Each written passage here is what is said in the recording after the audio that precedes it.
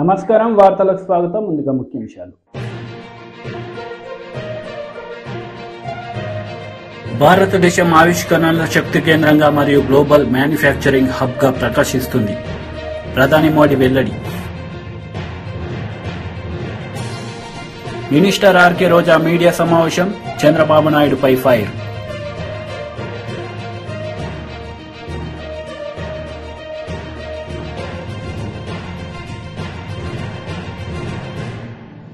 MP కేశినాని media సమావేశం, CM Jagan కు కృతజ్ఞతలు.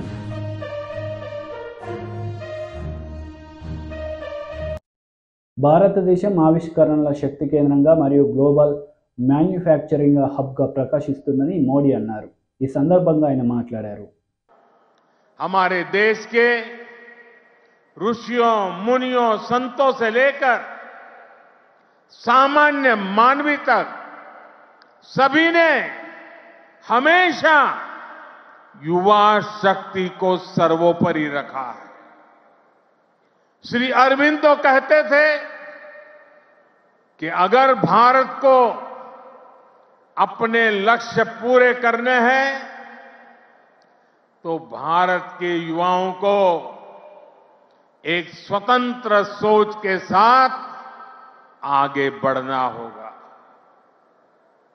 स्वामी विवेकानंद जी भी कहते थे, भारत की उम्मीदें भारत के युवाओं के चरित्र, उनकी प्रतिबद्धता पर टिकी है, उनकी बौद्धिकता पर टिकी है.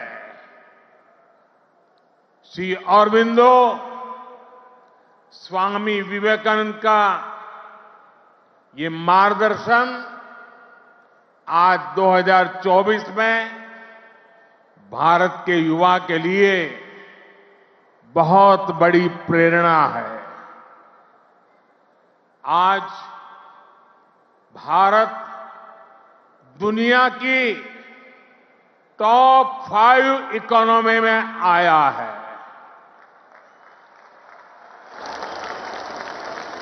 तो इसके पीछे भारत के युवाओं की ताकत है. आज भारत दुनिया के टॉप 3 स्टार्टअप इकोसिस्टम में आया है, तो इसके पीछे भारत के युवाओं की ताकत है. आज भारत एक से बढ़कर एक इनोवेशन कर रहा है. आज भारत रिकॉर्ड पेटेंट फाइल कर रहा है. आज भारत दुनिया का बड़ा मैन्युफैक्चरिंग हब बन रहा है. तो इसका आधार भारत के युवा है, भारत के युवाओं का सामर्थ्य है. ఎంపీ విజయసాయిరెడ్డి మీడియా సమావేశం నిర్వహించారు. ఈ సందర్భంగా పలు అంశాలపై ఆయన మాట్లాడారు. బాలినేని వాసన్న గారికి ఎటువంటి సమస్య లేదు. ఆయన ఈ యొక్క జిల్లాకు సంబంధించి అత్యంత విలువైనటువంటి నాయకుడు మన జిల్లాకి. ఆయనకు పార్టీలో ఉన్నటువంటి ప్రాధాన్యత ఏ రోజుకి తగ్గదు. ఆయన స్థానం ఆయనకుంటుంది. 3 భారతదేశ ఎన్నికల కమిషన్ కి చాలా వివరంగా తెలుగుదేశం పార్టీ ఎలా దొంగ ఓట్లను నమోదు చేస్తుంది, ఎలా గత చంద్రబాబు నాయుడు గారు సీఎంగా ఉండగా 14 సంవత్సరాల్లో ఏ విధంగా ఎన్నికల ఓటర్ల లిస్టుని మ్యానిపులేట్ చేసిందన్న విషయాన్ని రుజువులతో కూడా ఆధారాలతో కూడా ఎన్నికల కమిషన్ కి వైఎస్ఆర్ కాంగ్రెస్ పార్టీ సబ్మిట్ చేయడం జరిగింది. ఎన్నికల కమిషన్ తప్పకుండా చర్యలు తీసుకుంటామన్నటువంటి హామీ ఇవ్వడం జరిగింది.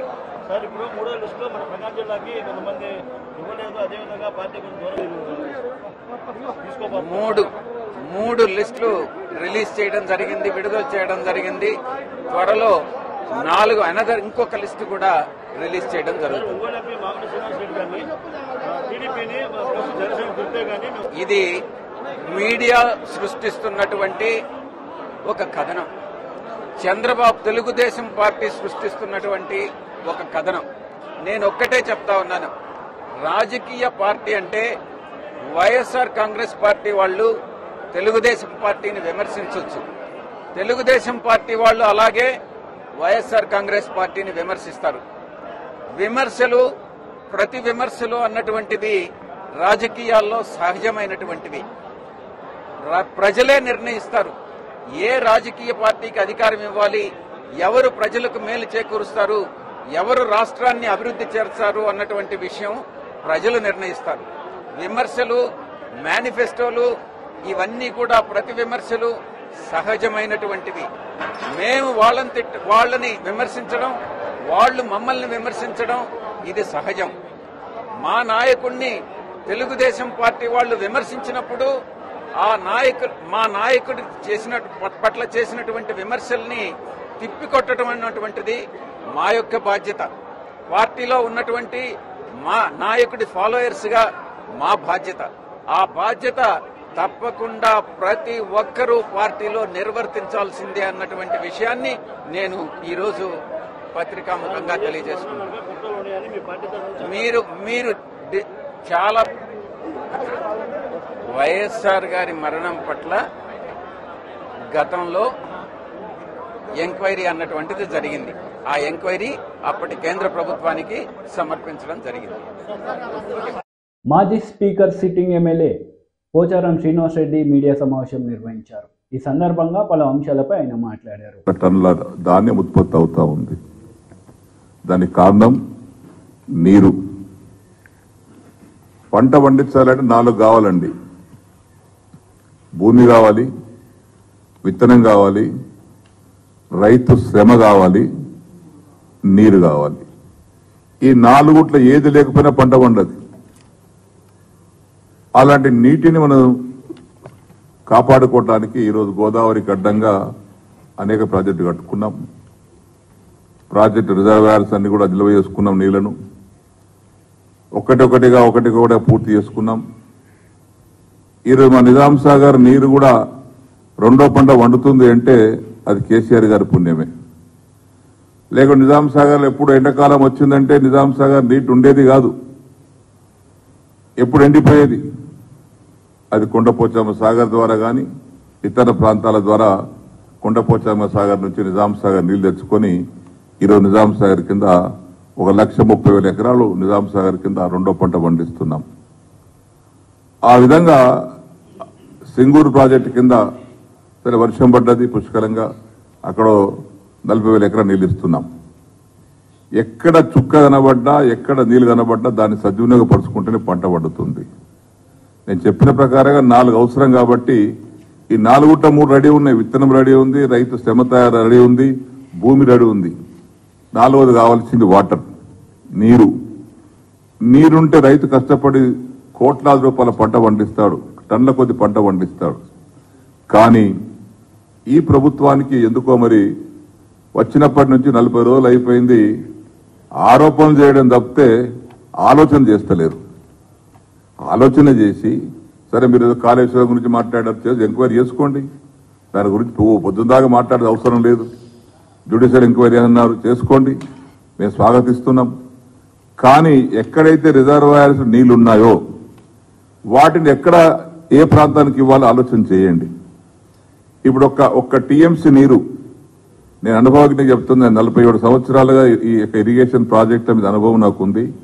ఒక్క టీఎంసీ నీరు సద్వినియోగపరుచుకుంటే 10,000 ఎకరాలు పంట పడుతుంది. వరి పంట అయితే, అది ఆరుతడి పంట అయితే 15,000 ఎకరాలు పడుతుంది. ఇవాళ వరి పంటకి అలవాటు పడ్డట్టు రైతాంగాన్ని నీరిస్తే ఈరోజు మల్లన్న సాగర్లో 13.81 టీఎంసీ ఈరోజు ఉంది. అనంత సాగర్లో 1.5 టీఎంసీ ఉంది. రంగనాథ్ సాగర్లో 1.5 టీఎంసీ ఉంది. అన్నపూర్ణ రిజర్వాయర్లో 2 టీఎంసీ ఉంది. కొండపోచమ్మ సాగర్లో 8 టీఎంసీలు ఉన్నాయి. ఇంక ఇది కాకుండా పైనుంచి కూడా కొత్తగా నీరు వస్తూనే ఉన్నాయి, ఇన్ఫ్లోస్ వస్తూ ఉన్నాయి. ఈ 27-30 టీఎంసీల నీటిని మీరు ఈ యాసంగిలో పంటకు ఇస్తే దాదాపు 2.5 నుంచి 3 లక్షల ఎకరాలు పంట పడుతుంది. ఈరోజు నీళ్లు వదిలిపెట్టకుండా నిర్ణయాలు తీసుకోకుండా పొలాలన్నీ పడవ పెట్టారు. ఏం కోపం ఇది? దేనికోసం? రైతుల మీద కోపమా? ఎవరి మీద కోపం ఇది? ఉంటే మా మీద కోపం ఉండొచ్చు, చూద్దాం. జుడిషియల్ ఎంక్వైరీ అయిపోతే ఎవరి మీద. ఎంపీ కేశినేని నాని మీడియా సమావేశం నిర్వహించారు. విజయవాడలో తనను ఎంపీ అభ్యర్థిగా ఎంపిక చేసినందుకు సీఎం వైఎస్ జగన్కు ఎంపీ కేశినేని నాని కృతజ్ఞతలు తెలిపారు. ఆయన హక్కును చేర్చుకుని నాకు టికెట్ ఏమంటే నాకు ఆయన బెదవాడి నుంచి మీరే పోటీ చేయాలని చెప్పి ఆయన ప్రకటించడం నిజంగా ఇది.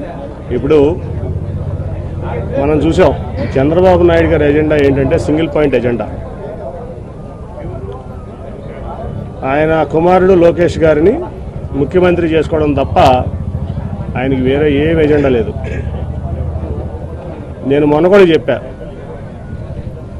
2014 నుంచి 2019 వరకు నేను ఇక్కడ విజయవాడ ఎంపీని. ఒక 100 కోట్లు మీరు విజయవాడకి ఇచ్చారా అని నేను అడిగాను. 100 కోట్లు సెంట్రల్ గవర్నమెంట్ ఫండ్స్, నేను తెచ్చిన ఫండ్స్ తప్ప ఒక 100 కోట్లు విజయవాడకి ఇచ్చారని నేను చంద్రబాబు నాయుడు గారిని పబ్లిక్గా ప్రశ్నించాను. అంటే చాలామంది ఇక్కడ అమరావతి కడుతున్నారు, క్యాపిటల్ కడుతున్నారు, అసలు ఈ ప్రాంతాన్ని బ్రహ్మాండంగా అభివృద్ధి చేస్తారు చంద్రబాబు నాయుడు గారిని చాలా అపోహలు ఆ రోజు నుంచి కూడా ఉన్నారు. కానీ ఆయన అమరావతిని ఎట్లా డెవలప్ చేస్తారో నాకు తెలియదు, కానీ విజయవాడను మటుకి ఒక శ్మశానం లాగా తయారు చేయడానికి ఆయన కంకణం కట్టినారు. ఆయన ఓల్డ్ సిటీ చార్మినార్ లాగా విజయవాడను తయారు చేయాలనేది ఆయన యొక్క లక్ష్యం. ఎందుకో కానీ నాకు తెలియదు, విజయవాడ అంటే ఆయనకి చాలా చిన్నచూపు మొదటి నుంచి కూడా. ఇక్కడ ప్రజలన్నా విజయవాడ అన్నా ఆయన చాలా చిన్నచూపు. ఎప్పుడో ఆయన రైల్వే స్టేషన్లో ఎవరో టాక్సీ డ్రైవర్లో ఎవరో అవమానపరిచారంట. ఇప్పుడు ఆయన కెరీర్ రాజకీయ జీవితంలో కొత్తగా అదే చెప్తాడు మాకు ఎప్పుడు చెప్పిన ఆయన.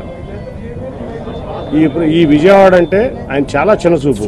అందుకనే అన్ని రకాలుగా ఆయన చేయకపోయినా ఏదో నాకున్నటువంటి దీంట్లో ఈ ప్రాంతాన్ని చిత్తచూపుతో నేను తెచ్చుకున్నాను. ఆ రోజున ఎయిర్పోర్ట్ కూడా వద్దనుకున్నాడు ఆయన. ఇక్కడ 5,000 ఎకరాల్లో అమరావతిలో ఎయిర్పోర్ట్ పెడదాం, ఈ ఎయిర్పోర్ట్ వద్దనుకుంటే ఆ రోజు వెంకయ్యనాయుడు గారు నేను చాలా అడ్డం తిరిగే దాని మీద. ఈ ఎయిర్పోర్ట్ ముందు పూర్తి చేయండి, తర్వాత 5,000 ఎకరాలు పూర్తి చేద్దాం అంటే వెంకయ్యనాయుడు గారు, సుజనా చౌదరి గారు మరి నేను పట్టుబడితే ఆ రోజున ఆ ఎయిర్పోర్ట్ అయినా ఈ రకంగా 1,000 కోట్లు సెంట్రల్ గవర్నమెంట్ ఫండ్ వచ్చింది, రూపాయి స్టేట్ గవర్నమెంట్ ఇచ్చింది లేదు. అంటే నేను ఈ ప్రాంతంలో రాజధానికి వ్యతిరేకం కాదు. నేను మొదటి నుంచి రాజధాని రైతులను నా దగ్గరికి వచ్చినప్పుడు కూడా చెప్పా, నేను ఈ ప్రాంతంలో రాజధాని ఉండడానికి వ్యతిరేకం కాదు. కట్టుకోండి రాజధాని. మీకు కృష్ణానది దాటిన తర్వాత మరి ఆ వారదవతల నుంచి కాజ వరకు మీకు కావాల్సిన సెక్రటరియేటో లేకపోతే కౌన్సిలో లేకపోతే అసెంబ్లీలో హైకోర్టులో ఇప్పుడు కట్టారు కదా, టీడీపీ ఆఫీస్ కట్టారు, డీజీపీ ఆఫీస్ కట్టారు. అలా కాజ బైపాస్ కాజలో కలుస్తుంది. కాజ నుంచి ఇక్కడ వరకు కట్టి ఉంటే ఈ బయటికి బ్రహ్మాండమైన నగరం అయ్యేది 5 ఏళ్లలో. అది కట్టకుండా ఎక్కడో 55,000 ఎకరాలు 33,000 ఎకరాలు రైతులను మోసం చేసి వాళ్ళ రైతుల్ని రోడ్డు మీద పడేసి ఆయన ₹1 కూడా అప్పుడు గాజులు తీసి ఇచ్చింది, మా దగ్గర డబ్బులు లేవని చెప్పి. అమరావతి ఫండ్ అనమాట. వాళ్ళ రైతులు ఎకరానికి 10,000 వేసుకుని వాళ్ళు బాగు చేసుకుంటున్నారు.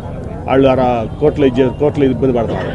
అంటే నేను చెప్పేది ఏంటంటే, నువ్వు ఆ రోజున రాజధాని పెట్టాల్సింది కృష్ణానది వారధి దాటిన తర్వాత కాజ మధ్యలో నీకు కావాల్సిన left side 9H left side right side కట్టుకుంటూ వెళ్తే బ్రహ్మాండమైన గన్నవరం ఎయిర్పోర్ట్ నుంచి గుంటూరు వరకు ఈ ప్రాంతం బ్రహ్మాండం అయ్యేది. నువ్వు నీ అనవసరమైన ల్యాండ్ మాఫియాకి వెళ్లకుండా, ల్యాండ్ దీనికి వెళ్లకుండా నువ్వు పాత కాంగ్రెస్ లీడర్ జీవన్ రెడ్డి మీడియా సమావేశం నిర్వహించారు. ఆత్మస్తుతి పరనింద నుంచి కేటీఆర్ బయటకు రావాలని కాంగ్రెస్ ఎమ్మెల్సీ జీవన్ రెడ్డి అన్నారు. లేదంటే ప్రతిపక్ష స్థానం కూడా దక్కదని ఆక్షేపించారు. సహకరిస్తలేదు వీళ్ళ కేంద్ర మరి వాళ్ళను అమలు చేసిన మున్గోడు ఎన్నిక సందర్భంగా ఎస్టీ రిజర్వేషన్ ఏదైతే ఉందో దాన్ని 6 నుండి 10% పెంపు చేసినవా? మరి వాళ్ళ కేంద్రంతో ఏ విధమైనటువంటి నీకు అనుమతి లేదు కదా. కేంద్రం నుండి ఏ విధమైన అనుమతి లేదు. ఇది అమలు చేయబడుతుంది రాష్ట్రంలో. ఎవరు ప్రశ్నించేవాడు లేడు. There is no scope at all. మీరు పేర్కొన్న ఇందిరా సోహాని కేసు ఏదైతే ఉందో స్పష్టంగా పేర్కొన్నది. ఇవాళ ఏదైతుందో ప్రత్యేక పరిస్థితులలో ఈ 50% రిజర్వేషన్ ప్రక్రియ అధిగమించడానికి ఏదైతుందో అవకాశం ఉందని పేర్కొన్నది. 50% రిజర్వేషన్ అనేది బ్లాంకెట్ ఆర్డర్ కాదు. అది నువ్వు ఇందిరా స్వామి కేసును ఉట్టంకిస్తూ ఏదైతుందో ఎస్టీలను దగా చేసిన 8 సంవత్సరాలు గిరిజనులు, ఆదివాసీలు, గోండు బిడ్డలు చెప్పంటూ నేను లంబాడా ఏమన్నా నువ్వు నీ బుద్ధి చెప్పకుండా ఏం చేస్తారా? నేను కేటీఆర్ గారికి గుర్తు చేస్తున్నా. నేను ఇదే 2017-18లో మీకు అందరు గుర్తుంది, మా మీడియా మిత్రులకు 2 డేస్ బలహీన వర్గాలకు బీసీలకు చెందినటువంటి ఒక చట్టసభలకు ఎంపికైనటువంటి ఒక ప్రజాప్రతినిధులతో 2 డేస్ వాళ్ళతోని సమావేశం నిర్వహింపజేసిండా, debate seminar. MPs, Lok Sabha, Rajya Sabha, MLAs, MLCs 2 days మీరు బలహీన వర్గాల సంక్షేమానికి సంబంధించి ఏ విధమైన కార్యక్రమాలు చేపట్టడంలో మీరు సూచించండి, దానికి తదనుగుణంగా నేను కార్యక్రమం రూపొందిస్తాను చెప్పిండే. 5 సంవత్సరాలు గడిచింది, అది ఏమైంది అసలు? ఆ రిపోర్ట్ ఏమైంది అంటూ నేను. వాళ్ళు ఏం నివేదిక ఇచ్చిండ్రు? బలహీన వర్గాల సంక్షేమానికి సంబంధించి చేపట్టవలసినటువంటి కార్యక్రమాల గురించి మీకు ఏం నివేదిక ఇచ్చిండ్రు? అది ఏం చేసినావు నువ్వు? 4 ఏళ్ళు నిద్రపోయి వాళ్ళ స్వయం ఉపాధి పథకం లేదా? 4 years not a single unemployed youth is a provided self employment scheme. ఒక్క నిరుద్యోగ యువతకు ఏదైతుందో మీ ఎస్సీ కానీ, ఎస్టీ కానీ, బీసీ కానీ, మైనార్టీ కానీ ఓన్లీ జస్ట్ బిఫోర్ ఎలక్షన్ ఒక నెల ముందు ఏదైతుందో బీసీలకు 300 నియోజకవర్గం లోపల, మైనార్టీలకు less than 100. వాళ్ళు మొత్తం 5 సంవత్సరాలు వాళ్ళు ఇచ్చిన చెప్పంటున్నాను. ఇన్ని బుద్ధి చెప్పకుండా ఏం చేస్తారా? నీకు ఇంకా కూడా ఏదైతుందో నువ్వు వాస్తవాలను గ్రహించకుండా ఇంతవరకు ఏదైతుందో ఇవాళ పరనింద అంటారు కానీ దానికి ఏమంటారు? పరనింద స్వయం మన గొప్పలు చెప్పిన ప్రయత్నం చేస్తారు. ఏంది ఏమంటారే? సారీ బాగా కొద్దిగా చెప్పున్నా మాకు తెలుగు. ఇంకా కూడా కేటీఆర్ దానికి బయటకు వస్తలేడు. ఆత్మస్థుతి పరనింద, ఆత్మస్థుతి పరనింద దగ్గర బయటకు వస్తలేడు చెప్పంటు నేను. నువ్వు దానికెళ్ళి బయటకు రా, ముందుగా దానికెళ్ళి బయటకు రా చెప్పంటు నేను. ఆత్మస్థుతి పరనిందకెళ్ళి ఎంతవరకు నువ్వు బయటకు రావో నువ్వు ఆ ప్రతిపక్ష స్థానం కూడా నీకు నిలబడే అవకాశం లేదు. ఇవాళ ఇంతవరకు ఏ పరోక్షంగా నువ్వు మిత్రపక్షంగా భావించేటటువంటి ఒక రాజకీయ పార్టీ నీ పక్కలో బల్లెంలా కాచుకొని వేచి చూస్తున్నది. పరోక్షంగా నువ్వు మిత్రపక్షంగా భావించేటటువంటి ఒక రాజకీయ పార్టీ. మినిస్టర్ ఆర్కే రోజా మీడియా సమావేశం నిర్వహించారు. ఈ సందర్భంగా పలు అంశాలపై ఆమె మాట్లాడారు. క్యాండిడేట్లు దొరకట్లేదు కాబట్టి ఆ ఫ్రస్ట్రేషన్ ని ఏ విధంగా జగన్మోహన్ రెడ్డి గారి మీద చూపిద్దామా అని ఇలాంటి పిచ్చి ప్రేలాపనలు చేస్తున్నారు తప్ప మరొకటి కాదు. రెండోది, ఈరోజు చంద్రబాబు నాయుడికి కుప్పంలో గెలవను అని భయం పట్టుకుంది కాబట్టి 2వ ప్లేస్ లో నించోడానికి కాన్స్టిట్యుయెన్సీ వెతుక్కుంటున్నాడు. అలాగే మందలగిరిలో ఏ విధంగా లోకేష్ గెలవనన్న భయం పట్టుకుంది కాబట్టి ఇంకో కాన్స్టిట్యుయెన్సీ వెతుక్కుంటున్నాడు. అలాగే పవన్ కళ్యాణ్ ఏ విధంగా ఒక చోట కాదు 2 చోట్ల గెలవనని ఈరోజు ఇంకో 2 చోట్ల కోసం పరుగులు తీస్తున్నారు. మీరా జగన్మోహన్ రెడ్డి గురించి మాట్లాడేదని కూడా ఈ సందర్భంగా తెలియజేసుకుంటున్నా. ఈ రోజు నువ్వు కాంగ్రెస్ తో జత కలిసిన, జనసేనతో జత కలిసిన, బీజేపీతో జత కలిసిన, లేదా సిపిఎం సిపిఐతో జత కలిసిన మీరు జగన్మోహన్ రెడ్డి గారిని ఏమీ చేయలేరు. ఎందుకంటే మీరంతా నాన్ లోకల్ పొలిటీషియన్స్. ఈరోజు ఆంధ్రప్రదేశ్ లో తెలుగుదేశ చంద్రబాబు నాయుడు అయినా, లోకేష్ అయినా, పవన్ కళ్యాణ్ అయినా, జనసేనకు సంబంధించి, కాంగ్రెస్ కి సంబంధించిన కొత్తగా జాయిన్ అయిన వాళ్ళైనా, బీజేపీకి సంబంధించిన వాళ్ళైనా ఎవరు కూడా వాళ్ళ కుటుంబాలు కానీ ఈరోజు వాళ్ళ అడ్రస్లు కానీ ఆంధ్రప్రదేశ్లో లేవు. ఈరోజు జగన్మోహన్ రెడ్డి గారు ఆంధ్రప్రదేశ్లోనే ఉంటూ ఆంధ్రప్రదేశ్ ప్రజల కష్టాల్ని పాదయాత్రలో తెలుసుకొని ఆ కష్టాల్ని దూరం చేసి అందరి జీవితాల్లో వెలుగును నింపారు. కాబట్టి మళ్లీ మళ్లీ జగనన్నే కావాలి అని ఈరోజు ప్రజలు డిసైడ్ అయిపోయారు. కాబట్టి చంద్రబాబు నాయుడు పచ్చ ఛానళ్లు ఎంత మాట్లాడుకున్నా కూడా అది వాళ్ళ సునకానందానికి తప్ప మరో. పాడి కౌశిక్ రెడ్డి మీడియా సమావేశం నిర్వహించారు. ఈ సందర్భంగా ఆయన మాట్లాడుతూ 10 ఏళ్లలో భారత 10 లక్షలకు పైగా ఐటీ ఉద్యోగాలు ఇచ్చింది, కానీ జేఏసీ పేరిట కోదండరాం తప్పుడు ప్రచారాలు చేశారని ధ్వజమెత్తారు. రిక్వెస్ట్ చేస్తా ఉన్నారు రేవంత్ రెడ్డి గారు, మీరు డిసెంబర్లో ఫిల్ చేస్తే డిసెంబర్లో ఫిల్ చేయండి, సంతోషం. ఈ 2,32,308 నోటిఫికేషన్లతో పాటు అదనపు 2 లక్షల జాబ్ క్యాలెండర్ మీరు రిలీజ్ చేస్తే దాన్ని బట్టి ఈ తెలంగాణలో ఉన్న యువత మొత్తం కూడా ప్రిపేర్ అయ్యి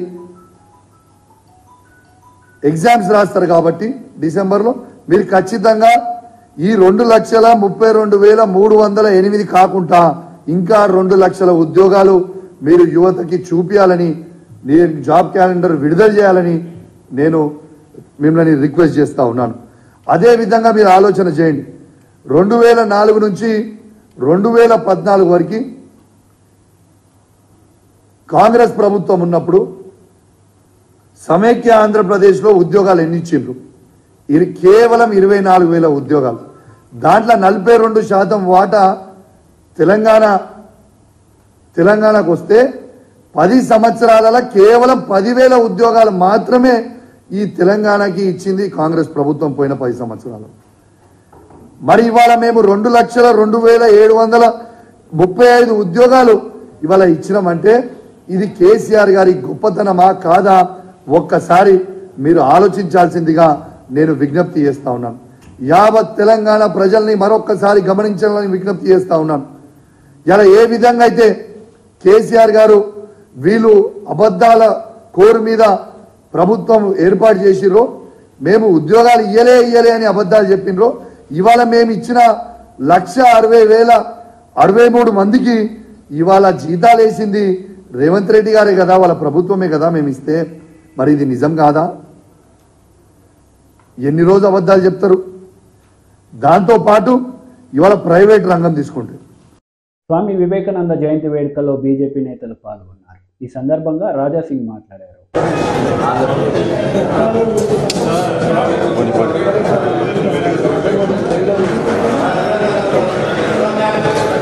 వాతావరణం ఉంటే అదే వాతావరణం పిల్లలు కూడా వస్తుంది. భువనేశ్వరి దేవి గారు వాళ్ళ అమ్మ గారు మంచి పూజా కార్యక్రమం చేసుకోవాలి. భాగవద్గీత గాని విశ్వ పురాణ గాని గ్రంథాల గురించి ఇంట్లో ఒక మంచి వాతావరణం చేసుకుంటుంది. చుట్టుపక్కల ఇంట్లో కూడా పిలిపించి ఆ కార్యక్రమంలో అందరూ కూడా ఇన్వాల్వ్ చేసేది. అదే కార్యక్రమంలో స్వామి వివేకానంద గారు కూడా ఇన్వాల్వ్ అయ్యేది. ధర్మం గురించి, దేశం గురించి, సమాజం గురించి ఏదో నేను తెలుసుకోవాలి ఒక మంచి భావన చిన్నప్పటి నుంచే ఆయన మనసులో పుట్టింది. అదే మంచిదనం ఇవాళ మనం చూస్తున్నాం. యావత్ భారతదేశంలో ఆయన ఇచ్చిన సందేశం గుర్తిస్తారు. చాలా వరకు ఇవాళ ఉన్న యువకులు ఫాలో చేస్తారు. అదేవిధంగా నేను ఏదో ఒక మహానుభావుని ఒక గురుగా చేసుకోవాలని ఒక సంకల్పమైనది. స్వామి రామకృష్ణ పరమహంస ఆయన ఒక గురుగా ఆయన నమ్ముకుండు. మన కోల్కతాలో కాళీమాత టెంపుల్ అక్కడనే స్వామి గారు ఉండేది. అక్కడ పోవాలి, దర్శనం చేసుకోవాలి, ఆయన చెప్పిన మార్గదర్శనంలో నడవాలి. స్వామి వివేకానంద గారిది ఒక ఆలోచన, నేను దేవుడిని చూడాలి. దేవుడు ఏ విధంగా ఉంటాడు? ఎక్కడైనా ప్రోగ్రామ్ లో పోతే, ఏదైనా ధార్మిక కార్యక్రమంలో పోతే అందరికీ ఆయన అడిగేది, పెద్ద పెద్ద సాధు సంతులకి అడిగేది, దేవుడు ఉన్నాడా, దేవుడు ఎట్లా ఉంటాడు, అట్లాంటి అందరికీ క్వశ్చన్ అడిగేది. కానీ అందరు సాధు సంతులు చెప్పేది ఆ దేవుడు ఉన్నాడు దేవుడు. కానీ స్వామి రామకృష్ణ పరమహంస గురువు గారు దేవుడు ఎట్లా ఉంటాడు ఆయన దర్శనం చేపించిన తర్వాత స్వామి వివేకానంద గారు నా జీవితం, నా ధర్మం గురించి, నా దేశం గురించి, నా సమాజం గురించి భారతదేశం మొత్తం యాత్ర చేసిన ప్రతి ఒక్క భాష ఏ విధంగా ఉంటది, ఆ కులం పిచ్చి కూడా చాలా వరకు ఉండేది. ఈ కులం పిచ్చి ఉండకూడదు, మనమందరం ఒకటే సమానం, ఆ సందేశం తీసుకుని ఆయన ముందుకెళ్ళాడు. అందుకోసం ఇవాళ ఆయనకి స్వామి వివేకానంద చెప్పేది. అదేవిధంగా ఇవాళ చాలా మంచి కార్యక్రమాలు యావత్ భారతదేశం జరుగుతుంది. మా భారతీయ జనతా పార్టీ తరఫు నుంచి ఆయనకి ప్రణామం చేసుకుంటా. ప్రతి ఒక్క యువకులకి మేము రిక్వెస్ట్ చేసేది ఒక్కటే, మీరు కూడా సమాజం గురించి, దేశం గురించి, ధర్మం గురించి ఏదైనా చేయాలనుకుంటే స్వామి వివేకానంద గారికి మీరు ఫాలో చేయాలి, ఆయన ఇచ్చిన సందేశంకి ఫాలో చేయాలని మేమందరి యువకులకి రిక్వెస్ట్ చేస్తున్నాం. ధన్యవాదాలు.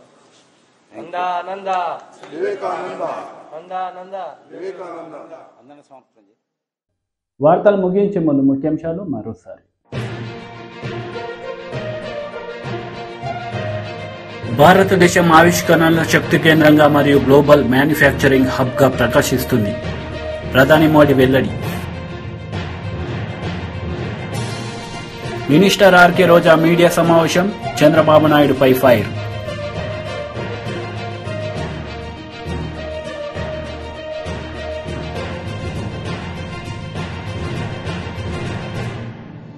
ఎంపీ కేశినాని మీడియా సమావేశం, సీఎం జగన్ కు కృతజ్ఞతలు.